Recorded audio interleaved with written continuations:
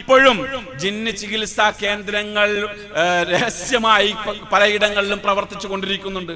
അതിന്റെ ഏറ്റവും വലിയ ഉദാഹരണമാണ് ഞാൻ. എൻ്റെ ഓഫീസിൽ, എടപ്പാളിലുള്ള എൻ്റെ ഓഫീസിൽ ഇവരിൽപ്പെട്ട സാജിദ് തിരൂരങ്ങാടി വരികയുണ്ടായി. എൻ്റെ ഓഫീസിൽ വന്നു. എൻ്റെ ആത്മാർത്ഥമായി എന്നോടൊപ്പം നിന്നിരുന്ന ഒരു സുഹൃത്ത്, അദ്ദേഹത്തിന്റെ പേര് പരസ്യപ്പെടുത്താൻ ഞാൻ ആഗ്രഹിക്കാത്തത് കൊണ്ടാണ് ഞാൻ അത് പറയാത്തത്. അദ്ദേഹത്തിന് ചില മാനസികമായ പ്രയാസങ്ങൾ ഉണ്ടായിരുന്നു, ചില അസ്വസ്ഥതകൾ ഉണ്ടായിരുന്നു. അത് യാഥാർത്ഥ്യമാണ്. പല ഭാഗങ്ങളിലും പോയി അദ്ദേഹം ഡോക്ടറെ കണ്ട് ചികിത്സിച്ചു കൊണ്ടിരിക്കെ ഒരു ദിവസം ഈ സാജിദ് തിരൂരങ്ങാടി എന്റെ ഓഫീസിലേക്ക് വന്നു. എന്നിട്ട് പറഞ്ഞു, കുറച്ചു നേരത്തേക്ക് നിങ്ങളുടെ മെയിൻ ക്യാബിൻ ഞങ്ങൾ ഉപയോഗിക്കുന്നുണ്ട് എന്ന് പറഞ്ഞു. അപ്പൊ 2 ഭാഗമായിട്ടായിരുന്നു അന്ന് എന്റെ ഓഫീസ് ഉണ്ടായിരുന്നത്. എന്റെ മെയിൻ ക്യാബിൻ ഉപയോഗിക്കുന്നുണ്ടെന്ന് പറഞ്ഞു. എന്റെ സുഹൃത്തുക്കളല്ലേ, വേറൊന്നും എനിക്ക് ചിന്തിക്കേണ്ടതില്ലല്ലോ. അവര് വാതിലടച്ചു. കുറച്ച് കഴിഞ്ഞപ്പോൾ എന്റെ ഈ സുഹൃത്തും വന്നു, അയാളും കയറി വാതിലടച്ചു.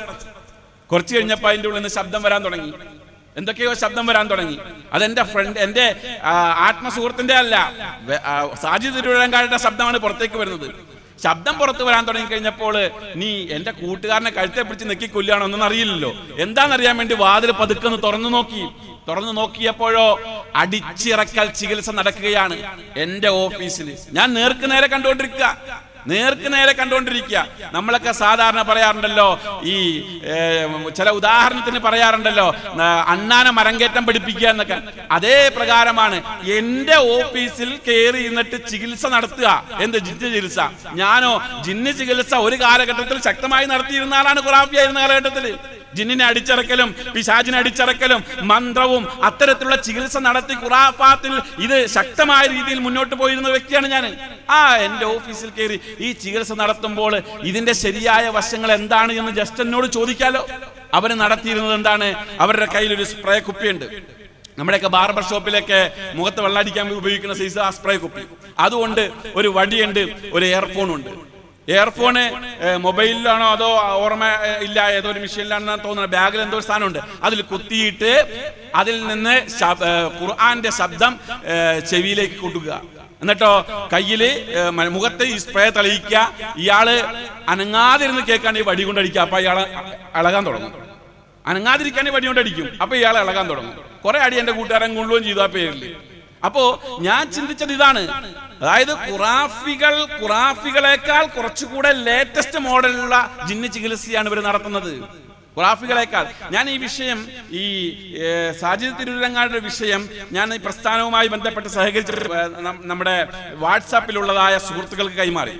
അപ്പോൾ എനിക്ക് വന്ന മെസ്സേജുകൾ എൻ്റെ ഫോണിലുണ്ട്. എന്താ മെസ്സേജ്? ജിന്ന് ചികിത്സ നടത്തുന്നത് കൊണ്ട് എന്താ കുഴപ്പം? ജിന്ന് ചികിത്സ നടത്തുന്നത് കൊണ്ട് എന്താ കുഴപ്പം? ചികിത്സാ കേന്ദ്രങ്ങൾ നടത്തുന്നത് കൊണ്ട് എന്താ കുഴപ്പം? പ്രിയമുള്ളവരെ, അങ്ങനെ ഒരു ചികിത്സാ കേന്ദ്രം നമ്മുടെ നാട്ടിൽ ആരംഭിച്ചാൽ മുജാഹിദ് പ്രസ്ഥാനം പിറവിയെടുത്ത കാലഘട്ടത്തിന്റെ അപ്പുറത്തേക്ക് കേരളത്തിലെ മുസ്ലിമീങ്ങളെ ഇവർക്ക് കൊണ്ടുപോകാൻ കഴിയും. ഒരു നവോത്ഥാന വിപ്ലവത്തിലൂടെ, ഒരു നൂറ്റാണ്ട് കാലഘട്ടത്തിലെ പ്രവർത്തനത്തിലൂടെ വിപ്ലവകരമായ മാറ്റം വരുത്തിയ ഈ ജനതയെ ബിദ്അത്തിന്റെയും ഖുറാഫാത്തിന്റെയും കേന്ദ്രത്തിലേക്ക് തിരിച്ചു കൊണ്ടുപോകാൻ ഈ ചികിത്സാ കേന്ദ്രങ്ങൾ മാത്രം മതി. അത് മാത്രം മതി. അതിലൂടെ ചൂഷണം ചെയ്യുവാൻ കഴിയും. അത് മാത്രമല്ല, അതിന് ഇത്തരത്തിലുള്ള ചികിത്സാ കേന്ദ്രങ്ങൾ തുടങ്ങാൻ ഇസ്ലാമികമായിട്ട് എന്ത് തെളിവാണുള്ളത്? മഹാനായ റസൂലുള്ളാഹി സ്വല്ലല്ലാഹു അലൈഹി വസല്ലമയ്ക്ക് ശേഷം ഖുലഫാഉർ റാഷിദീങ്ങൾ, അതേപോലെ താബിഉകൾ, അഇമ്മത്തുകൾ, ഇവരുടെ കാലഘട്ടത്തിൽ പള്ളിയുടെ ഓരങ്ങളിലെല്ലാം ചികിത്സാ കേന്ദ്രങ്ങൾ ഇവർ നടത്തിയിരുന്നു. അപ്പോൾ ഇത്തരത്തിലുള്ള ചികിത്സാ കേന്ദ്രം KK സക്കരിയ സലാഹി KNMന്റെ പ്രസിഡന്റും ഫൈസൽ മുസ്ലിയാർ സെക്രട്ടറിയും അതേപോലെ മുജാഹിദ് ബാലുശ്ശേരി ഖജാൻജിയുമായ ഒരു KNM ആയിരുന്നെങ്കിൽ കേരളത്തിലെ മുജാഹിദ് പള്ളികൾ നിറയെ ജിന്ന് ചികിത്സാ കേന്ദ്രങ്ങൾ ഉണ്ടാകും. അത് മാത്രമല്ല, ജിന്ന് ചികിത്സാ കേന്ദ്രം കൊണ്ട് മാത്രം അവിടെ അവസാനിക്കൂല. പിന്നെ നാരിയത്ത് സ്വലാത്ത് വെള്ളിയാഴ്ച രാവ് ചെല്ലാൻ തുടങ്ങും.